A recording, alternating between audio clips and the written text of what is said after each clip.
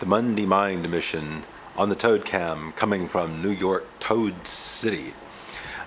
In response to questions I've gotten from on my private mailbox, posted on the various YouTubes, etc., there is some question as to what is a growth mindset? How do you actually develop the skill of growing? Growing is a skill. Being a constantly growing, constantly evolving, successful type of personality involves skills. And the primary skill, in my estimation, is the skill of knowing how to grow. Because circumstances change. The world around you changes. People whose rate of change is equal to or greater than their environment around them will be the ones who capture the benefit of that change. A great deal of succeeding in the world really comes down to adapting to change and being actually anticipating change. That's a point Tony Robbins made very firmly in some of his earlier material. You not only have to react to change, but you actually have to understand what's going on enough to anticipate it, to be a little bit ahead of change. I've listened to so many different speakers, read so many books, etc., written by or described by people who have tried to model the growth process, who have looked at what distinguishes very, very successful people from everybody else. And there is one factor I have found. It's hard to put into practice unless you really, really knuckle down and do it. But it is the thing that seems to make the difference. The critical difference that makes the difference is everybody that seems to grow, get ahead, and really get somewhere with their life, give themselves challenging growth projects in the sense that they give themselves a set of goals. Like I have one of my challenging growth projects is to read 100 books a year, 100 tough books, 100 solid books, which means I've got to get through basically 2 books a week, which is a certain level of pressure, but it's not impossible.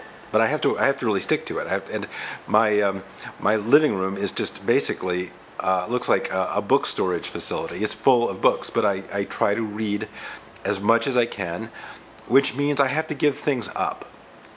If you want to succeed, if you want to get into the growth mindset, you also have to be willing to give some things up. Okay, things are done in exchanges and trades. You can't always get something without giving something up or getting rid of something. I gave up watching television. It quickly became obvious to me that television was crippling my growth. Not only was the time I spent watching television basically completely wasted time, with a few exceptions here and there, but television was also inducing strange hypnotic trances, strange dysfunctional, passive, disengaged, vegetative trances in my mind, which were very much getting in the way of actually trying to learn stuff. I wasn't being able to read as deeply, and information wasn't sticking as deeply, and I wasn't thinking things through as well because television was just constantly screwing up my brain. It's like a bad drug that interferes with long-term memory consolidation. So, all right, I have to give something up. I have to get rid of TV. I also had to get rid of an awful lot of dysfunctional, superficial, pointless, time-wasting human interaction. I had to very, very much cut back on my social interactions with the world. Not everybody and not everyone, but I quickly determined that a very high percentage of sort of my normal day-to-day stuff that wasn't directly involved in some purposive thing, just hanging out with people, doing nothing, blowing smoke, going around in circles, was just as useless as watching television. That doesn't mean I'm a misanthrope or don't like to interact with people.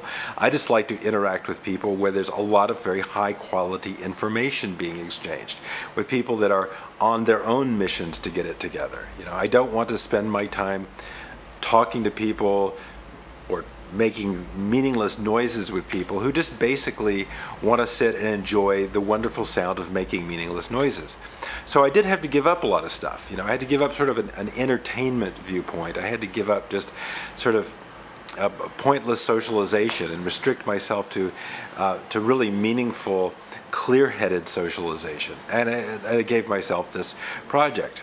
Read all these books and really read them carefully. I mean, not just skim them, but dig down, read them, cross-reference them, highlight them, go back and double-check them, get to know what was really happening in the information world.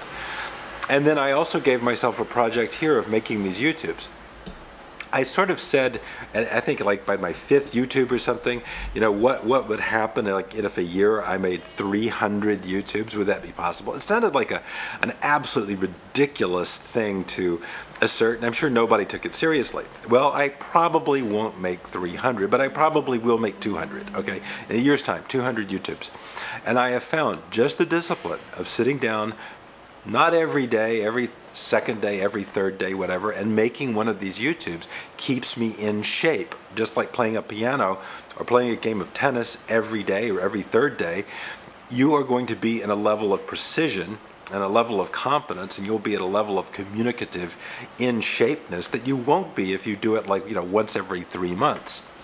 And so I found, okay, I've got 2 very explicit, strong projects. A reading project, I've got a YouTube project. These are things I stick to, and I do every opportunity I can. And not simply because I want attention or something like that, but because it forces me to sit down, and it forces me to focus my thinking. It forces me to snap out of whatever state I was in and hit it, hit the performative, hit the delivery mind state. That's very John Grinder psychology right there. That's taking Grinder's stuff and Tony's stuff and kind of putting it together. Okay, sit down, give yourself a project, totally focus on it, make it happen, and make it happen in reality, not just in dreamland. So many of those NLP beat-offs are sitting around talking about all this like real high-tech NLP, like Meta Model 5. Great, I'd love to see Meta Model 5. I'd love to see somebody show me some Meta Model 5. But when you actually say, okay, show me some Meta Model 5, get up there and actually do some, let's see what it is, all of a sudden, can they deliver Meta Model 5? No, but they're very, very good at delivering lots of just non-credible excuses, And I think, oh, well, these people are really not about the discipline of it. These people are just really invested in the subculture of excuse making, okay? So you really have to get yourself out of the psychology of excuses. That's another real important point. Stop making excuses. Get rid of excuses. Get every urge to form an excuse out, and get every urge to turn something into shared reality, a reality everybody around you can see, feel, hear, touch it, understand it, and evaluate it, and pass some kind of clear judgment on the quality of it. So that's real important. Ditch excuses, make it real, give yourself projects, give yourself very definite goal-based projects, do it consistently. Those are the main things that really cause stuff to happen in the real world. Think of that main word, real. It's got to be real. It can't start with, everything starts with fantasy, but at a certain point you've got to externalize it. You've got to put it out there as reality, have people look at it and get their feedback on it. So that's how you're going to get there. That's the way to do it. And there are no shortcuts, okay? None.